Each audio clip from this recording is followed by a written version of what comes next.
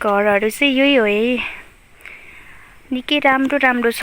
यो चाहिँ गोठहरू थियो जस्तो लाग्यो। अनि यता किचन, अनि यो चाहिँ ठुलो घर भयो। अनि यो पनि त्यस्तै के धानहरू राख्ने अथवा गाईहरू राख्ने त्यस्तै के थियो होला। निकै राम्रो, तर भुइँचालोहरूले चाहिँ यस्तरी भत्काएको छ क्या यो घरलाई चाहिँ।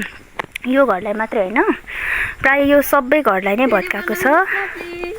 अनि यसरी भत्काएको छ।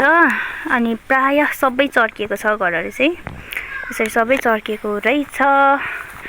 यो चाहिँ कति सालको भूकम्पले पो भन्नुहुन्थ्यो, 72 सालभन्दा अगाडिको भूकम्पले भत्काएको रे क्या, हिजो भन्दै हुनुहुन्थ्यो।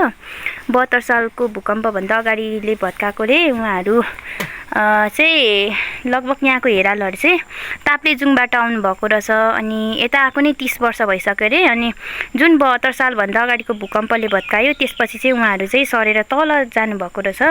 अनि अहिले चाहिँ यहाँ उहाँहरू धाएर नै हेरिदिनु हुँदो रहेछ घरहरू चाहिँ। मालिक चाहिँ वीरता मूर्ति र हुनुहुन्छ अरे।